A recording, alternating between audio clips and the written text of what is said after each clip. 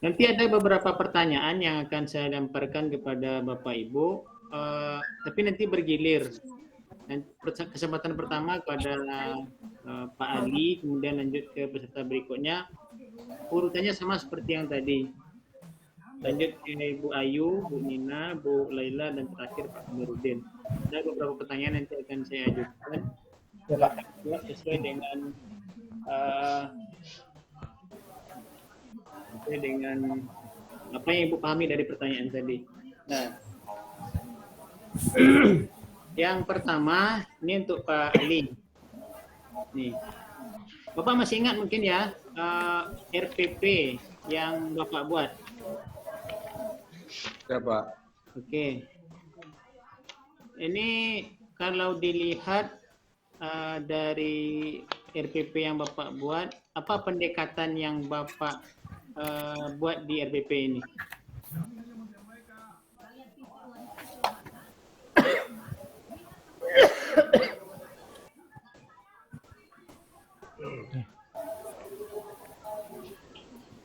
Saintifik, Pak. Saintifik. Nah, ini apa yang bisa Bapak jelaskan dari pendekatan saintifik ini dan bagaimana aplikasinya dalam kegiatan pembelajaran seperti yang Bapak laksanakan mungkin di beberapa kegiatan sebelumnya? Ya. Saintifik itu adalah model pembelajaran yang menggunakan kata-kata keilmuan yang memuat serangkaian aktivitas pengumpulan data melalui observasi gitu. Yang tadi kita bagi untuk diskusi berkelompok kayak gitu. Kemudian mengolah informasi sehingga informasi data tadi bisa dikomunikasikan kepada semua klien. Itu, Pak. Ya, dari segi pelaksanaannya seperti yang dicontohkan tadi ya, diantaranya dengan sistem pembagian kelompok. Ya, Pak. Oke. Nah, kemudian untuk lanjut Bu Ayu ya, masih ingat dengan RPP yang dibuat? Masih, Pak. Nah, pendekatan apa yang Ibu pakai, kenapa dipilih itu, dan bagaimana pelaksanaannya? Pak, untuk pendekatannya saya menggunakan pendekatan saintifik, bukan Pak di RPP, kayaknya tapi pendekatannya pendekatan saintifik, Pak.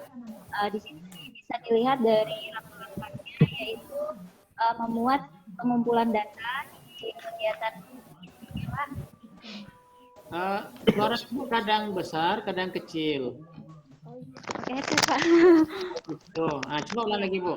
Pendekatan apa yang dipakai, kenapa dipilih itu, dan bagaimana aplikasinya? Ya, jadi pendekatan yang saya gunakan itu adalah pendekatan saintifik. Kalau di RPP yang saya upload memang tidak saya masukkan, itu mungkin kehapus atau gimana. Cuma pendekatan yang saya gunakan itu adalah pendekatan saintifik. Itu bisa dilihat dari kegiatan intinya, di mana peserta didik itu melakukan observasi melalui video pembelajaran khususnya pertama. Selanjutnya menanya, eksperimen mengolah informasi atau data, kemudian mengkomunikasikan. Nah, itu di situ tercantum dalam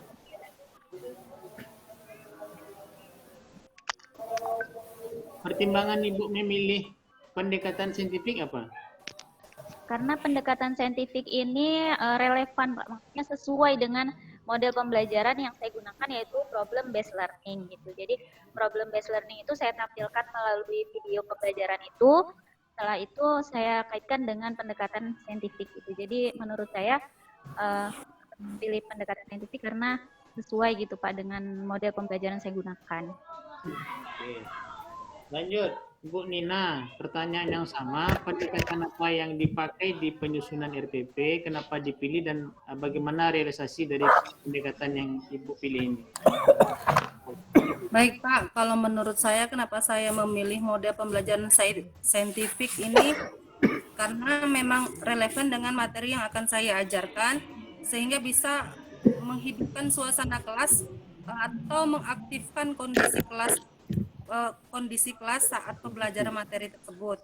Karena di sana juga saya menampilkan video pembelajaran untuk diamati oleh peserta. Setelah itu mengumpulkan data, setelah itu menyampaikan atau mengeksplor, menyampaikan hasil pengamatan tersebut dan mendiskusikan dengan teman-temannya yang lain. Sehingga pada proses pembelajaran ini melatih juga untuk siswa yang mungkin tidak aktif menjadi aktif karena diberikan kesempatan untuk menyampaikan pendapatnya di dalam kelas. Cukup? Ya cukup. Lanjut Ibu Laila. Ya, Pak. Pendekatan apa yang dipergunakan di penyusunan RPP-nya, kenapa itu yang dipilih dan bagaimana realisasi dan pelaksanaannya pada kegiatan pembelajaran? Ya, baik Pak. Kalau saya menggunakan pendekatan kontekstual atau CTL Pak. CTL itu Contextual Teaching and Learning.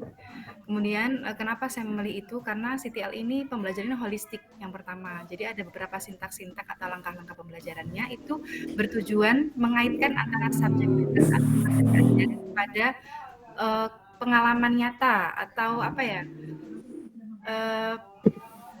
Pengalaman pribadi yang sesungguhnya intinya terkait dengan sosiokultural atau dan lain sebagainya, sehingga mereka mengalami pemahaman yang bermakna atau meaningful learning untuk bisa memahami dirinya seluruhnya atau well-being gitu Pak.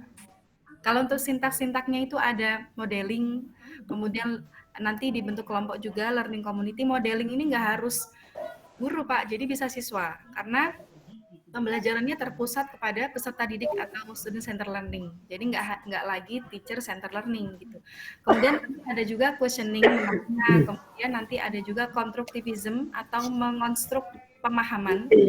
Kemudian nanti ada reflection atau refleksi diri, dan yang terakhir itu ada authentic assessment. Nah, ini yang unik dalam CTL karena dia ada authentic assessment. Jadi guru itu bisa menilai nggak hanya di sesi pembelajaran, bisa nanti penilaian diagnostik, nggak hanya formatif sumatif gitu, atau ketika di luar kelas kita bisa menilai, yaitu yang dinamakan authentic assessment. Seperti itu Pak pertimbangannya kenapa saya mengambil CTL ini, pendekatan kontekstual. Realisasinya gimana kira-kira? Realisasinya selama ini alhamdulillah berjalan lancar, walaupun memang CTL ini membutuhkan waktu yang lumayan panjang Pak, karena memang ada sintak-sintak yang saya sebutkan tadi, tapi sebenarnya mereka itu ketika dikasih panggung, karena kan kalau anak milenial ini, anak abad 21 itu senangnya tampil Pak, sehingga sebenarnya mereka itu justru banyak ya apa yang bisa mereka kasih gitu, tapi ya justru dari situ sebenarnya tertarik untuk mengembangkan model pembelajaran. Kemudian di kelas ini saya integrasikan juga Pak, karena CTL ini bisa diintegrasikan, artinya agar multidisiplin. Jadi ketika kalian membahas tentang wudhu atau toharoh, saya ambil juga integrasi keislaman dari dunia, dari sains, bagaimana sains kan ada natural science, ada social science. Oh ternyata wudhu ini menurut penelitian, sehingga bisa mengaitkan dengan itu tadi pengalaman dan pemahaman mereka di dunia nyata, seperti itu. Oke, Pak Kabarudin, masih ingat IP-nya ya? Baik Pak, sehingga Pak. Ya, kira-kira ini dari penyusunan RPP kan ada pendekatan di dalamnya ya. Nah, apa dasar Bapak, pendekatannya apa, dasarnya apa, dan bagaimana kemungkinan realisasi dari pendekatan yang kita pilih tadi? Baik Pak, terima kasih Pak. Ini dari RPP yang kita buat itu kita menggunakan pendekatan saintifik Pak. Karena kita berkaitan dengan bahwa pendekatan melalui saintifik itu dirancang agar peserta didik itu bisa memberikan ruang gerak, bisa bereksplorasi terhadap dirinya dalam materi pembelajaran. Kak Dila. Bisa siswa tersebut menemukan konsep-konsep terbaru, sehingga dengan rasa penasaran dengan dalam cara mengamati pembelajaran itu, sehingga menimbulkan sifat aktif peserta didik Pak. Jadi berkaitan dengan pendekatan saintifik ini, maka modelnya kita dalam itu menggunakan discovery learning. Tentu dalam discovery learning ini tentu ada sintak-sintak yang bagaimana tujuannya untuk peserta didik ini intinya adalah mampu nanti untuk menjadi peserta didik aktif, menemukan konsep-konsep terbaru, kemudian ingin penasaran, menanya, kemudian menemukan hal yang baru. Dan sintak-sintak itu mungkin dalam awal pertama itu kita melakukan stimulus Pak. rangsangan terhadap peserta didik. Setelah kita memberi tampilan ini, tentu ada rangsangan-rangsangan yang membuat tergerak hati peserta didik itu apa yang harus mereka lakukan. Kemudian setelah itu kita mengidentifikasi permasalahan-permasalahan identifikasi berkaitan dengan materi kita, lalu kita identifikasi. Kemudian setelah itu baru kita kumpulkan data, maka siswa inilah kita libatkan dalam diskusi pembelajaran. Mereka disuruh cari sumber-sumber, baik itu dari internet, dari buku, dari video. Mereka temukan konsep-konsep terbaru yang mungkin belum mereka pahami. Nanti setelah mereka catat, nanti mereka dikumpulkan.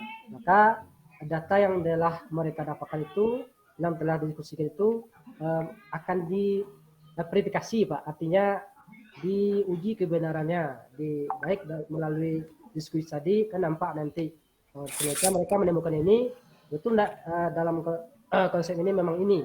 Kalau betul berarti mereka teruji hasil dari diskusi mereka. Maka terakhir nanti dalam pendekatan ini mereka melakukan menyimpulkan hasil dari apa yang mereka lakukan. Barangkali itu Pak kira-kira yang dapat kita lakukan. Terima kasih Pak. Oke. Lanjut ke pertanyaan berikut, dimulai dari Bu Ayu dulu. Tadi Pak Ali sudah yang pertama ya. Lanjut Bu Ayu yang pertama dulu. Nah, oke. Ini masih ingat dan Bapak Ibu dengan perumusan tujuan pembelajaran ya. Kan ada konsep A, B, C, D. Nah, kira-kira apa pertimbangan dan bagaimana cara kita merumuskan tujuan pembelajaran yang semua harus mencakup komponen ABCD tadi? Bu Ayu. Ya, baik Pak. Saya untuk merumuskan tujuan pembelajaran itu tentunya dikaitkan dengan atau diturunkan dari indikator yang akan kita capai dalam pembelajaran tersebut ya Pak ya. Nah, di dalamnya itu meliputi ada ABCD tadi, yaitu audience, behavior, terus condition, dan degree. Nah, kalau di RPP saya di situ tercantum Pak, untuk audiensnya itu adalah peserta didik. Kalau untuk behaviornya itu adalah ilmu yang didapat itu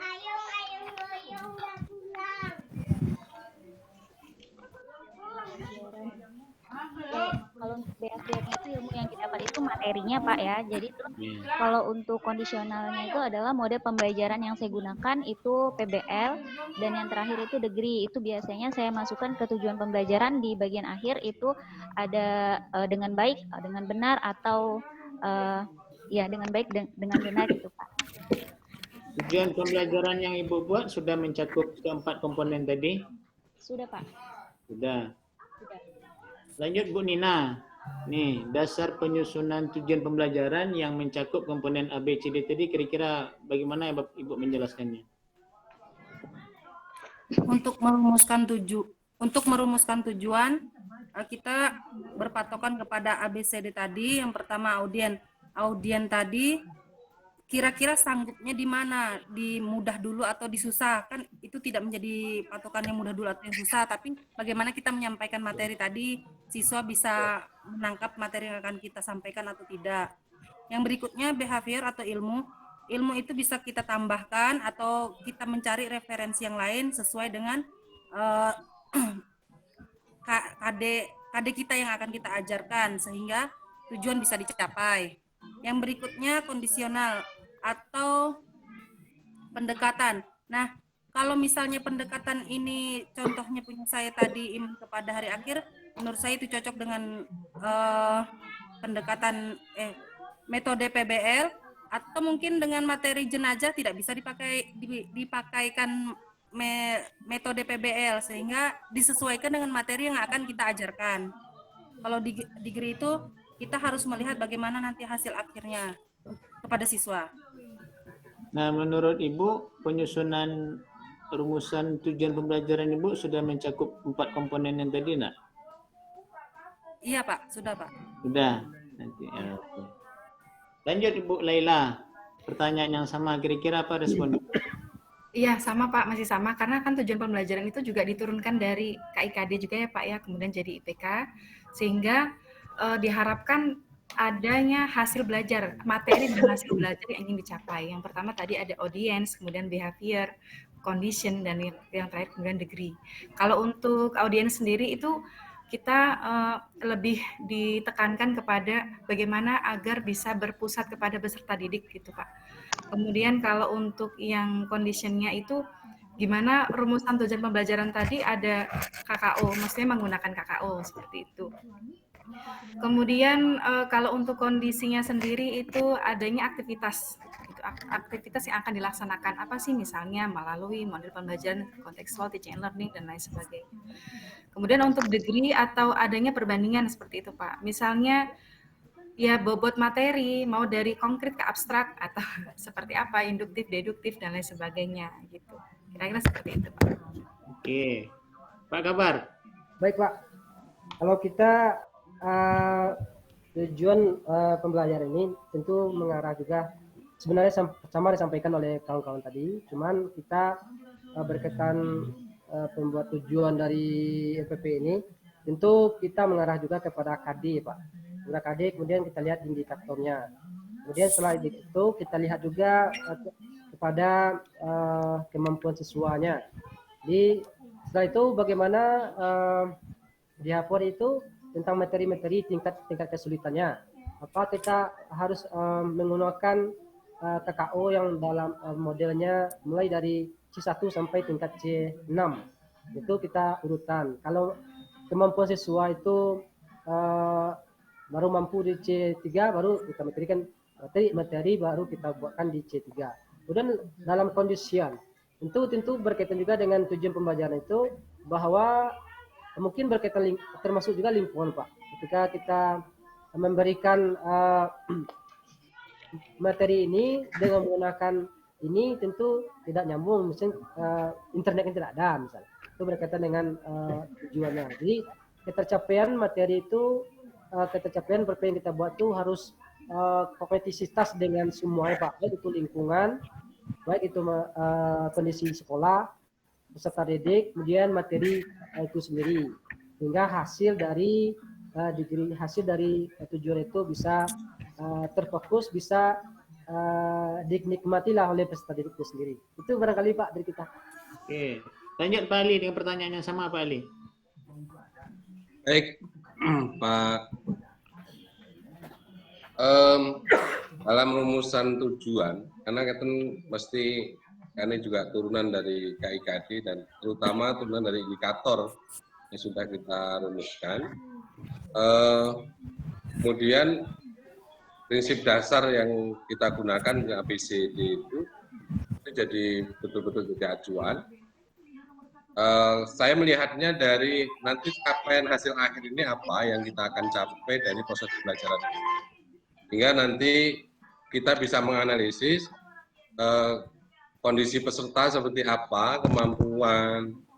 Kan ini kelas itu biasanya walaupun sudah dibagi, biasanya kalau ini kan kelas 3 yang kita ajar ini, dari kelas 1, kelas 2 mungkin sudah dipilih, tapi mesti ada beberapa anak itu dengan kondisi tertentu dia tidak mampu merespon materi yang akan kita sampaikan. Maka ini penting untuk kita perhatikan.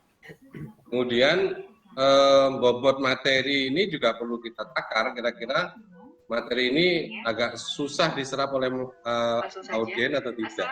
Artinya memang prinsip dasar memperhatikan audien ini juga penting, sehingga nanti ke depan metode yang kita gunakan juga akan tepat untuk merumuskan tujuan itu.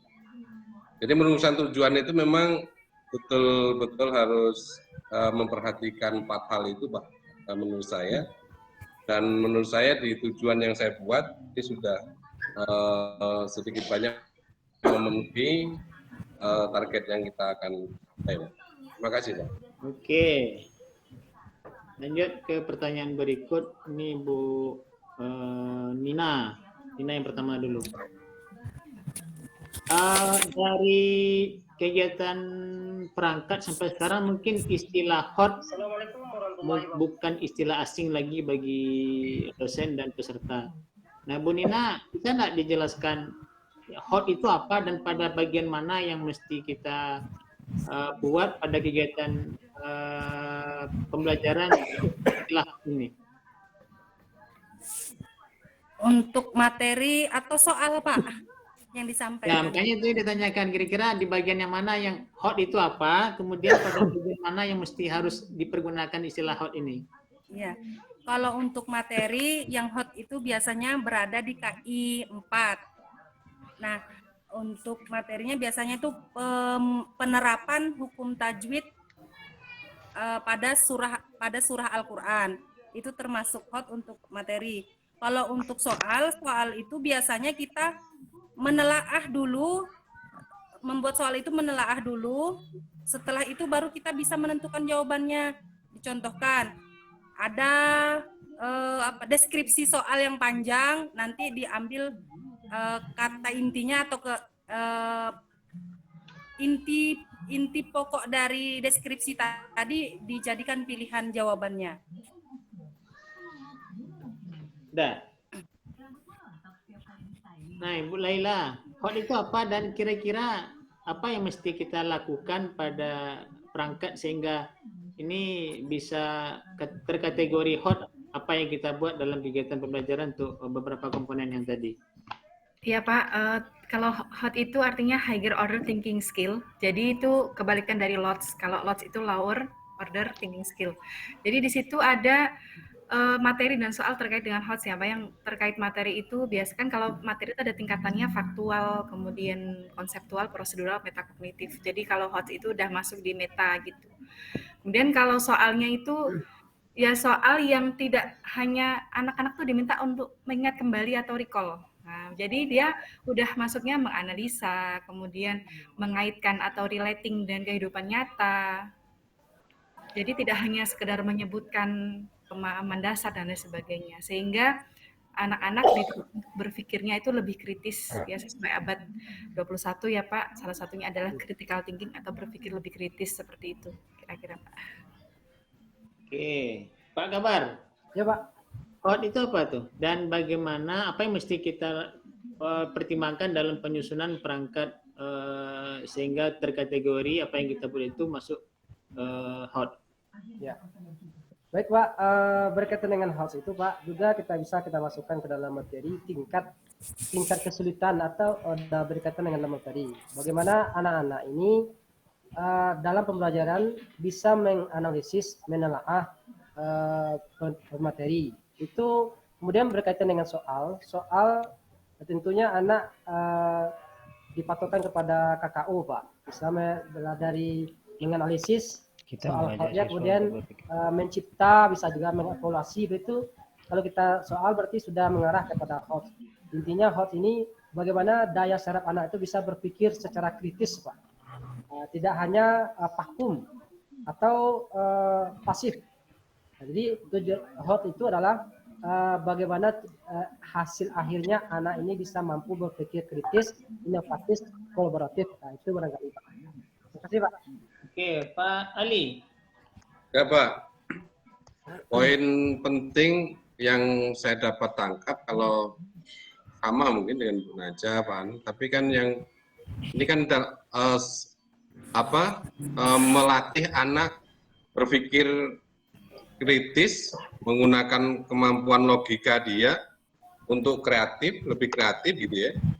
Jadi semua sajian yang kita tampilkan juga dalam rangka merespon atau merangsang anak-anak itu lebih berpikir, tidak sekedar hanya pemahaman saja, karena kan sudah ini lebih levelnya di atas pemahaman.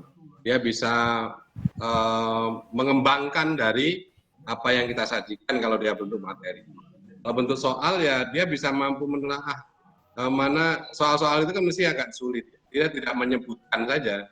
Hanya kalau soal yang tidak hot itu kan sebenarnya tolong sebutkan apa, berarti kan menghafal. Tapi ini lebih kepada itu. Dia harus mampu menganalisis. Maka soal-soal yang akan muncul itu biasanya dia disajikan dulu cerita panjang itu, kemudian itu yang biasa kita lakukan.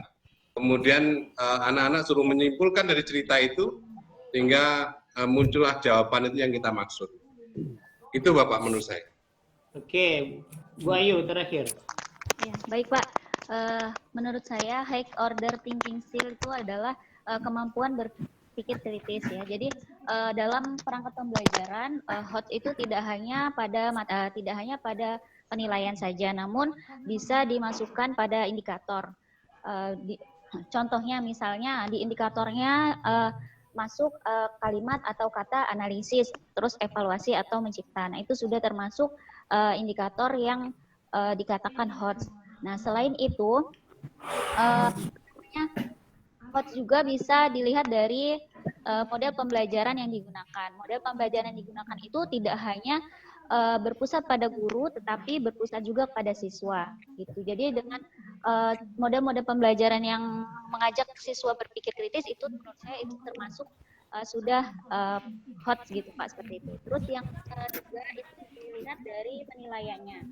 Jadi penilaian soal-soal atau tipe-tipe soal yang kita keluarkan pada saat penilaian itu karakteristiknya itu cenderung mengandalkan kemampuan berpikir kritis siswa. Contohnya soal-soal yang dikeluarkan atau dimunculkan itu tidak terlalu simpel, terus soalnya panjang, terus pilihannya juga ada pengecohnya seperti itu Pak. Itu Pak. Oke, kita lanjut ke pertanyaan berikut. Ini untuk Bu Lenda ya Bu Naza. Kita coba refleksi lagi tentang materi perkembangan modul perkembangan peserta didik. Ini bagaimana kita menyikapi dan menghadapi anak-anak yang generasi Z dan generasi Alpha dalam kegiatan pembelajaran. Karena kita sama-sama mengetahui ya, HP ini bukan dianggap barang mewah lagi, tapi itu sudah merupakan sebuah kebutuhan. Tapi ada beberapa sekolah yang melarang anaknya untuk membawa HP ke sekolah dengan berbagai pertimbangan-pertimbangan tertentu. Nah, sebagai seorang guru, bagaimana Ibu Naza menyikapi tentang menghadapi anak-anak yang masuk kategori generasi Z dan generasi Alpha pelajaran? Ya, baik Pak. Yang pertama tentunya kita sebagai pendidik itu menyadari dulu adanya gap sebenarnya kesenjangan antara kondisi sekarang ya Pak ya. Kadang ruang belajarnya itu abad 19 karena masih menghadap ke guru semua. Kemudian peserta gurunya itu abad 20, peserta didik abad 21. Sebenarnya di situ tuh udah ada gap atau kesenjangan. Sehingga kita yang pertama itu mindset seorang pendidik. Ya, kita bisa memfasilitasi dengan cara memberi trust atau kepercayaan. Tentunya juga didampingi, misalnya pembelajaran ini kita bisa kolaborasi atau kita bisa selancar dunia maya terkait dengan pembelajaran gitu. Berarti kita bisa atur dan awasi gitu. Kita juga berikan mereka kepercayaan serta minta untuk ditanggungjawabkan gitu, pertanggungjawabannya seperti apa kira-kira. Karena kalau anak nanti ada yang dicurigai, kemudian mereka merasa hanya guru juga nggak percaya kok sama kita, seperti itu Pak. Jadi kita terlebih dahulu memberikan batasan, ini ada batasan, ada rules-nya ya, nggak bisa sembarangan dan sebagainya. Ada konsekuensi yang ketika nanti mereka melanggar ternyata, dan itu konsekuensinya dibentuk secara maksudnya bersama-sama dengan mereka yang menentukan. Misalnya nanti ada yang melanggar nih, gimana konsekuensinya, itu mereka sendiri.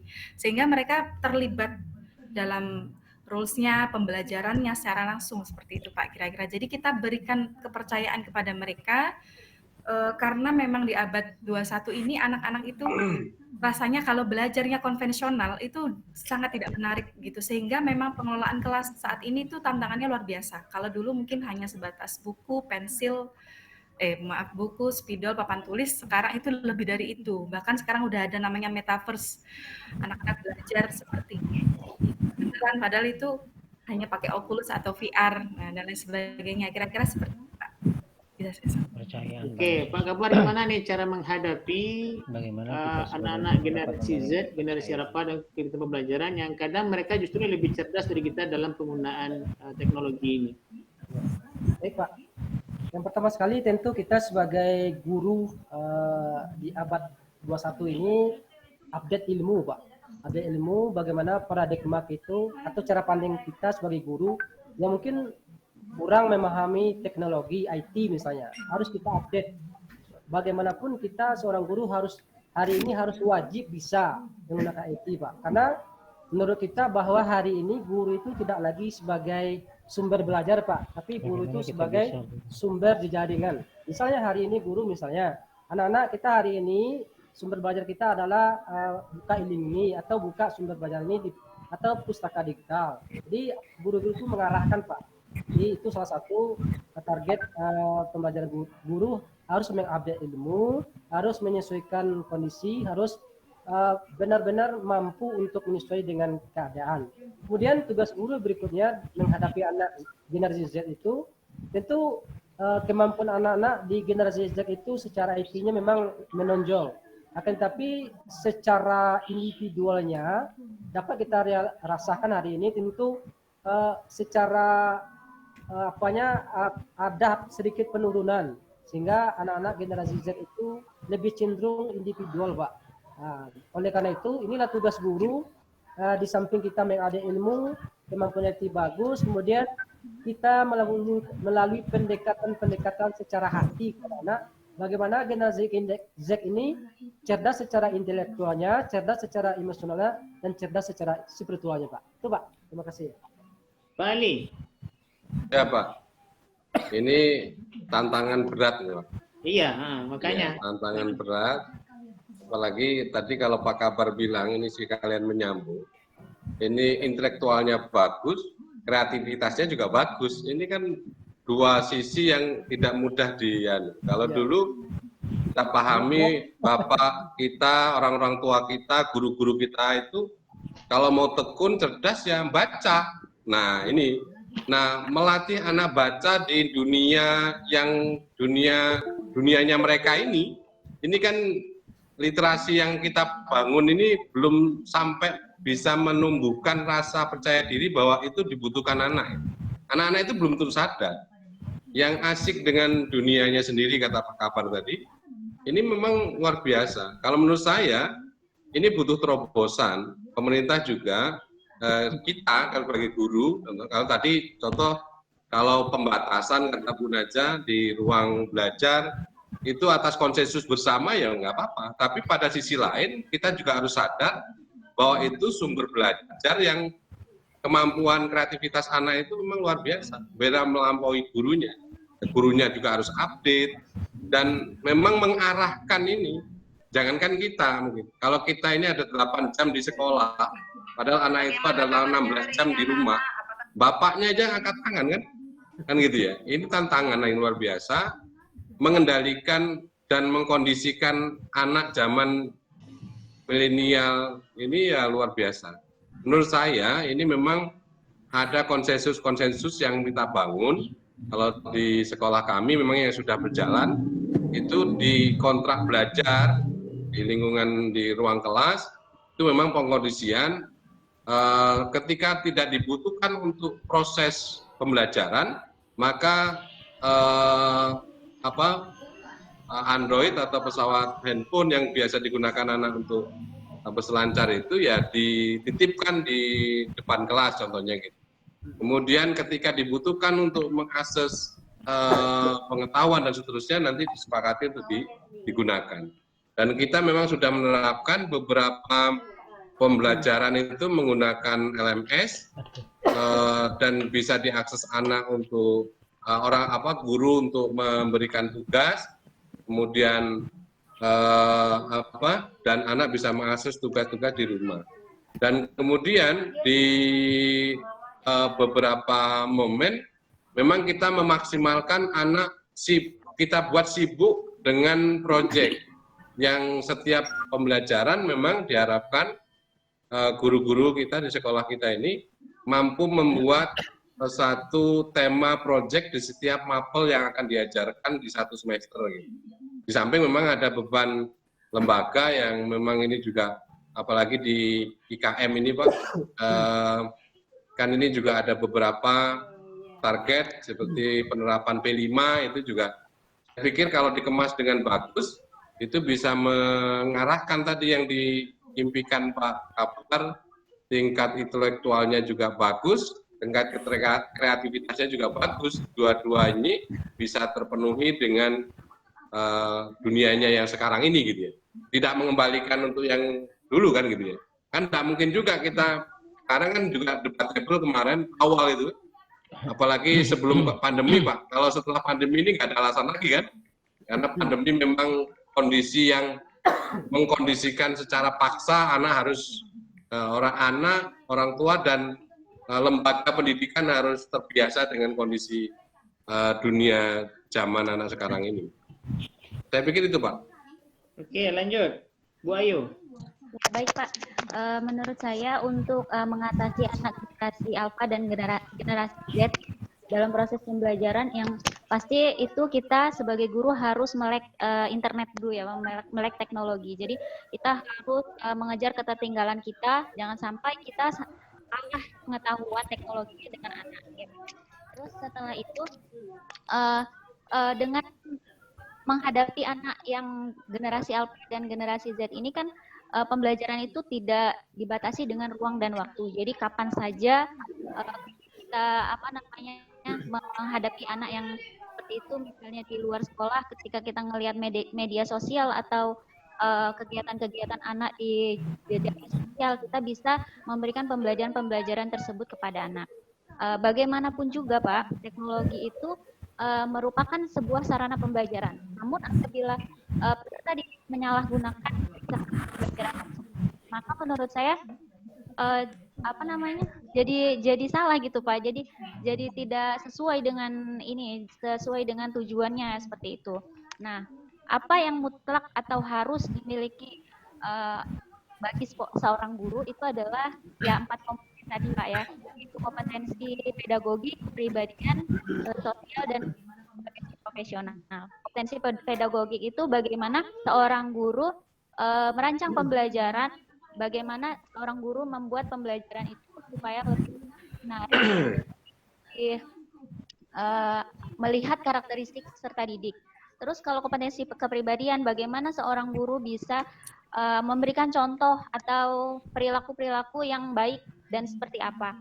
Terus setelah itu kompetensi sosial. Nah, itu bagaimana kita bersosialisasi, baik itu kalau untuk generasi Alpha dan generasi Z kan ini lebih banyak berselancar di gadget ya Pak, di gadget, di internet. Jadi bagaimana kita bersosialisasi dengan dunia internet, bagaimana jari kita ini bisa mengarahkan ke hal-hal yang baik seperti itu Pak.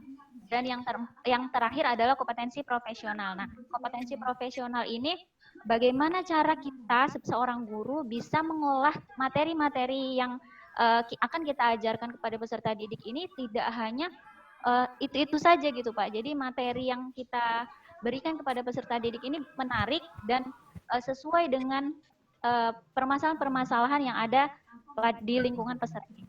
Menurut saya seperti itu Pak. Terima kasih. Terakhir Bu Nina. Baik, terima kasih Pak. Nah, untuk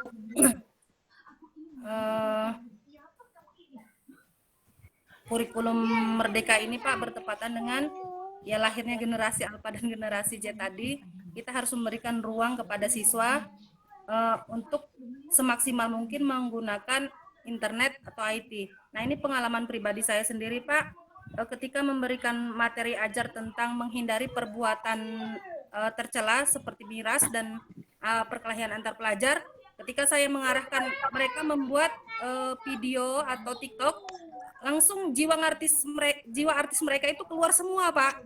Dia lebih bersemangat ketika saya mengarahkan ke sana, walaupun sebenarnya saya nggak paham juga itu membuat TikTok awalnya kan gitu.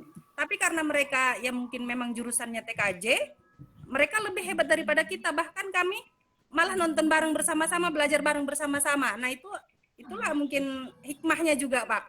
Untuk terus kita belajar tidak harus dengan buku atau apa, tapi kita harus belajar juga dengan anak murid kita.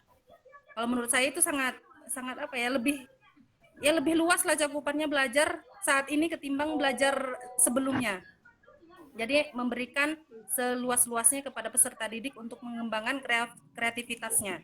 Misalnya pertemuan hari ini kami memberikan judul materi ini, minggu depan nonton bareng. Mereka senang, malahan ada yang bilang, Bu beli popcorn dulu Bu. Nah, kayak gitu. Jadi suasananya lebih menyenangkan lah bagi murid-murid yang biasanya tidak mau masuk gara-gara penasaran ingin lihat akting kawannya masuk semua kayak gitu. Oke, ini pertanyaan terakhir. Yang terakhir dimulai dari Bu Nina.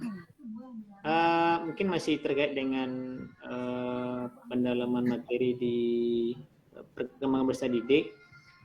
sebagai seorang guru kita mungkin memahami bahwa peserta didik itu unik karena tidak ada peserta didik yang sama, semuanya berbeda. Perbedaan itu bisa dilihat dari jenis kelamin, latar belakang, kecerdasan, asal sekolah, dan lain-lain sebagainya.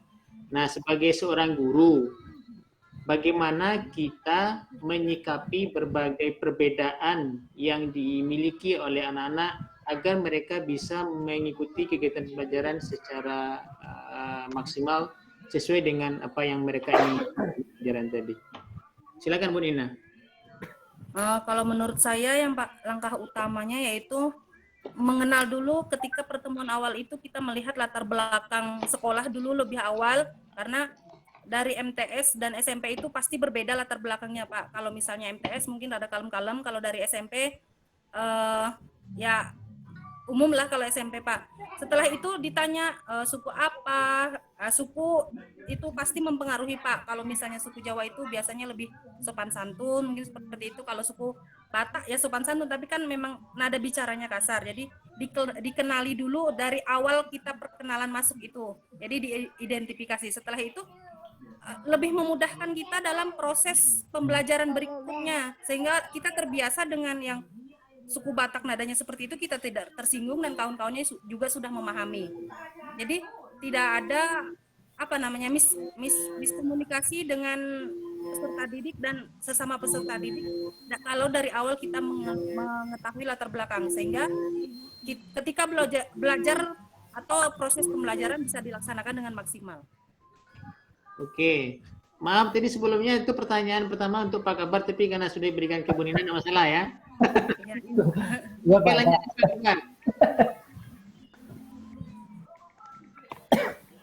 Lanjut Pak Kabar. Saya Pak. Ya, oke, pertanyaan yang sama. Bagaimana Bapak menyikapi dalam kegiatan pembelajaran dengan berbagai macam keunikan dan keragaman yang dimiliki oleh peserta didik yang Bapak Ibu hadapi? Baik Pak, terima kasih. Dalam menghadapi peserta didik yang bermacam-macam, tentu di awal pembelajaran itu kita akan melihat dulu pemetakannya Pak. Kemudian kita akan mungkin secara tatap muka awal itu kita melakukan pretest secara kemampuan kognitif mereka. Setelah itu baru kita lakukan, biasanya kita kalau di sekolah kita ini Pak melakukan ada angket observasi Pak. Kemudian dalam angket observasi itu ada kelebihannya, ada kekurangannya, atau apa masalah-masalah yang dihadapi. Berdasarkan angket itu, maka guru akan menyiapkan apa yang dibutuhkan peserta didik. Ketika anak ini ada yang kekurangan dalam segi kemampuan menalarnya atau kemampuan daya serapnya, tentu akan kita kelompokkan secara peta kita. Tapi bukan mengasingkan anak yang lemah dari yang pintar Pak. Cuman nanti ketika anak-anak yang berbeda kemampuan ini di dalam kelas, ketika kita melakukan diskusi, itu biasanya kita dalam setiap kelompok itu dibagi Pak. Ini ada yang pintar, ini ada yang kurang pintar dan sebagainya. Itu berkaitan dengan kemampuan. Kemudian berkaitan dengan budaya, kalau kita itu memberikan respon positif semua kepada peserta didik, bahwa kita tidak ada tidak ada perbedaan di antara kita karena kita ini merupakan saudara semuanya, maka dalam pembelajaran ini semua kalian mendapatkan pembelajaran yang sama. Kemudian bagaimana meningkatkan saling komunikasi yang bagus, meningkatkan toleransi yang tinggi terhadap mereka sehingga apapun kesulitan dalam pembelajaran bisa terselesaikan. Kemudian kalau sekiranya ada dalam lokal itu ada yang berbeda agama, itu kita akan melalui pendekatan juga dengan toleransi tadi. Mungkin kalau ada di sekolah-sekolah luar yang berbeda, kita dalam pembelajaran mereka akan mendapatkan hal yang sama. Jadi kita untuk mengatasi permasalahan-permasalahan di sekolah itu berkaitan dengan bermacam-macam permasalahan peserta didik. Yang pertama tadi kita survei awal menggunakan angket, kemudian kita melakukan pembinaan, kemudian kita melakukan budaya persaudaraan kepada peserta didik, sehingga hasil dari pembelajaran itu setidaknya mereka mampu mendapatkan kemampuan minimal yang berdasarkan dari pembelajaran itu, Pak. Terima kasih, Pak. Oke, Pak Ali. Ya, Pak. Prinsip dasar ketika nanti kita menemukan pada ruang belajar kita sebagai seorang guru, ketika nanti menemukan banyak perbedaan dari anak, baik dari sisi kemampuan, dari sisi ras dan suku dan yang lain, yang kita selalu tanamkan kepada anak-anak itu sikap egaliter, saling toleran, saling duduk sama, dan semua punya hak yang sama di ruangan itu. Itu yang dilakukan oleh guru, kita lakukan di dalam ruang kelas, sehingga tidak ada dalam semua proses pembelajaran itu ada yang menonjol dan kemudian monopoli dan seterusnya. Itu yang kemudian berharap semua punya kesempatan yang sama, sehingga kemampuannya walaupun tidak mungkin secara takaran kemampuannya akan kemudian sama kan gitu ya, tapi dengan begitu semua punya hak yang sama, dengan takarannya masing-masing mereka bisa mengikuti pembelajaran dengan baik. Kemudian yang biasa kita lakukan, Bapak Ibu, terkait dengan pemetaan awal memang penting, seperti yang tadi Pak Kapten itu sampaikan. Kalau kami, contoh kemampuan anak di awal itu karena di kelas 10 sebenarnya sebelum masuk itu kemampuan baca tulis Al-Quran, kemampuan baca Al-Quran. Kan karena tadi kata Bu Dina ada yang dari SMP, ada dari SMP ya, karena kami SMA ya. Itu kemampuannya kan variatif. Ya, maka di awal memang kita lakukan pemetaan awal sehingga perlakuannya kita akan berbeda.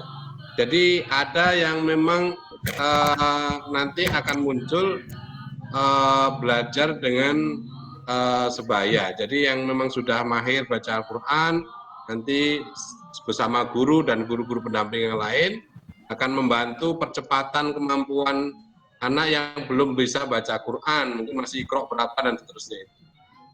Jadi di dalam kelas, karena kita aktivitas itu kita lakukan di 0 jam setiap harinya, itu aktivitas rutin untuk pembelajaran. Sehingga harapannya ini juga mampu menjawab persoalan ketika kemampuan anak itu berbeda. Dan kami juga di lembaga difasilitasi ada rapor mutu siswa, itu yang bisa dilihat di setiap semester. Berbeda dengan rapor pembelajaran, tapi rapor mutu itu merekod semua personal, secara personal siswa, mulai dari kesehatan dia, kemudian kemampuan psikologi dia dan seterusnya. Ini juga kita lakukan ada raport mutu kalau bahasa kita di sekolah kita secara personal. Itu Bapak. Lanjut Bu Ayu. Ya, baik Pak. Menurut saya dalam menghadapi karakteristik peserta didik yang berbeda, itu guru itu harus menggunakan metode pembelajaran yang tepat ya Pak. Metode pembelajaran yang tepat ini tidak hanya ditujukan kepada sebagian peserta didik, tapi semua peserta didik dapat menggunakan metode pembelajaran tersebut ya dengan karakteristik yang beragam tersebut ya, sehingga siswa itu dapat melakukan atau mengikuti kegiatan pembelajaran dengan baik. Terus yang kedua, dengan memperlakukan siswa secara adil. Nah, adil yang dimaksud di sini itu bukan disamaratakan semua, tapi kita sebagai guru itu harus adil memberikan perlakuan yang sesuai dengan kebutuhan peserta didik tersebut. Jadi dari masing-masing peserta didik tersebut kita memberikan perlakuan yang berbeda, ya, namun adil gitu, sesuai dengan kebutuhan peserta didik. Yang ketiga, kita bisa memberikan motivasi. Namun motivasi dalam hal ini itu motivasi yang tepat, Pak. Jadi motivasi yang diberikan guru tentunya harus dapat membangkitkan peserta didik dari yang tadinya tidak mampu menjadi mampu, dari yang tadinya tidak paham menjadi paham. Selanjutnya, yang keempat itu ada membangun komunikasi yang baik ya. Jadi interaksi antara guru dan siswa itu harus berjalan dengan baik di setiap pembelajaran. Nah, itu biasanya kita menciptakan pembelajaran yang menyenangkan seperti itu. Jadi terus yang terakhir itu bagaimana kita sebagai guru menciptakan suasana belajar yang nyaman. Ya. Jadi suasana yang nyaman dan kondusif itu pasti akan menyatukan karakteristik seluruh peserta didik seperti itu, Pak. Terakhir Bu Lailatun Nazah. Ya, baik Pak, terima kasih. Untuk menghadapi keragaman peserta didik tadi, Pak, mungkin bisa diterapkan untuk pembelajaran berdiferensiasi. Sebenarnya di Kumer udah ada, Pak, ya. Jadi ada target peserta didik. Yang saya menyambung Pak Kabar, Pak Ali, dan Ibu-Ibu. Yang pertama memang adanya pemetaan dulu. Jadi kebutuhannya seperti apa sih dari minat belajarnya, kesiapan belajar, sampai nanti profil belajar siswa itu bisa wawancara atau observasi atau mungkin survei menggunakan angket. Kemudian yang kedua itu merencanakan pembelajaran yang tepat. Oh kira-kira muridnya yang misalnya lebih senang interaksi segini, lebih senang baca dan lain sebagainya. Itu kita akhirnya merencanakan dan nantinya tentunya mengevaluasi. Kayaknya model inquiry belum cocok, kayaknya mungkin discovery lebih cocok dan lain sebagainya. Jadi kita juga mengevaluasi atau mungkin model PJBL yang project ini yang lebih cocok sama mereka karena mungkin jurusannya TBSM dan lain sebagainya, karena mereka lebih senang yang mengeksplor gitu kegiatannya. Kemudian kita juga merencanakan pembelajaran yang berdiferensiasi juga Pak dari segi konten misalnya atau proses sehingga nanti anak itu bisa mendapatkan sesuai apa yang mereka butuhkan. Kira-kira seperti itu, Pak. Jadi hampir kurang lebih sama dengan Bapak Ibu. Oke, terima kasih Bapak Ibu. Semuanya sudah dapat giliran dan sudah menjawab. Ini jawabannya cukup memuaskan dan memang yang ditanyakan pun sesuatu kondisi yang sudah menjadi kegiatan sehari-hari Bapak Ibu. Terima kasih untuk waktu dan kesempatannya. Ada pertanyaan enggak? Semangat Pak, itu aja. Iya. Baik Bapak Ibu, lebih kurang Semoga bisa kopi darat Pak. Tapi ya maunya gitu tapi gimana lagi kan? Iya. Iya Pak, siap. Ya. Pengen ngasihin kopi Padang. Udah tadi udah sambil ngeteh tadi Pak. Santai. Ya. Kalau ujian secara nyata bisa ngopi ya Pak bersama. Iya. Tapi kita terbatas oleh ruang dan waktu. Kesempatan kita ketemu cuma di ruang maya. Laptop saja. Tapi minimal nanti semua tahapan sudah kita lalui. Baik Bapak Ibu, lebih kurang 2,5 sampai 3 jam kita mengadakan kegiatan hari ini. Yang efektifnya lebih kurang 2 jam. Tadi kita habiskan waktu untuk menunggu Bu Nina dan kegiatan yang lain. Oke, karena memang semua tahapan sudah kita lalui. Sebelum nanti ditutup daripada nanti saya lupa, jangan lupa yang sudah ngirim Pak Ali,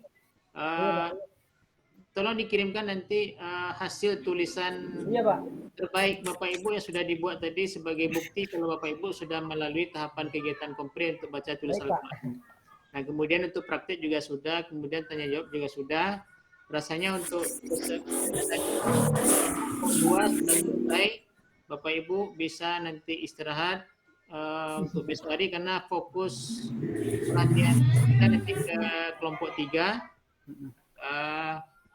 Kalau rasanya tidak ada pertanyaan, saya ucapkan banyak terima kasih karena terutama untuk Pak Nazarul nih, udah 2 hari jatah Pak Nazarul cuma 1 hari tapi standby 3 hari malahan karena minta bantuan teman-teman yang lain untuk ngerekam. Semoga Pak Nazarul sehat-sehat terus. Amin. Sama-sama Pak dosen. Mudah-mudahan besok dilancarkan. Iya. Hadiahnya Pak Nazarul. Biasanya ada nilai plus Pak. Apresiasi Pak. Bisa dipertimbangkan. Kemampuan IT-nya tidak ada kemampuan IT-nya kita kasih jempol nanti ya. Alhamdulillah. Pokoknya jempol gini lah. sampai jam 5 karena memang target saya untuk kegiatan kompre ini lebih kurang 2,5 sampai 3 jam. Ini ada kegiatan baca tulis Al-Quran, praktek dan kegiatan. Lebih kurang untuk kegiatan tanya jawab lebih kurang 1 jam kita pakai nanti, dan saya doakan mudah-mudahan Bapak Ibu sehat selalu. Kemudian bisa menyelesaikan semua tahapan kegiatan PPG. Kalau tidak salah nanti tahapan akhir kegiatan PPL. Dan Bapak Ibu bisa mendapatkan hasil terbaik dari kegiatan. Amin, amin Pak. Amin ya Allah. Amin. Oke Bapak Ibu, saya minta maaf kalau ada yang kurang berkenan dari kegiatan kita pada hari ini. Dan selamat sudah selesai untuk kegiatan kompre. Silakan nanti paling lambat besok untuk saya cek nilai semuanya. Saya pastikan dulu semua kegiatan bisa selesai dilaksanakan, baru nanti saya berikan poin penilaian. Untuk hari ini cukup. Kalau tidak ada pertanyaan, kita tutup kegiatan kompre kita pada hari ini dengan baca lafaz hamdalah. Alhamdulillahirrahmanirrahim. Ya, terima kasih sekali lagi Pak Nazarul sudah standby dari tadi siang sampai sore. Kemudian Pak Ali, Pak Kabar, Bu Nina, Bu Ayu dan Bu Laila. Mudah-mudahan kita semua diberikan kesehatan dan bisa menyelesaikan tahapan kegiatan sampai nanti ke kegiatan UP. UP merupakan tahapan terakhir nanti. Ya, amin, amin ya Allah. Oke, terima kasih. Assalamualaikum warahmatullahi wabarakatuh. Waalaikumsalam warahmatullahi wabarakatuh. Terima kasih Pak Dokter. Ya, sama-sama. Ya. Kita sama-sama pamit aja ya. Ya Pak. Ya, Pak. Siap Pak. Salam. Salam.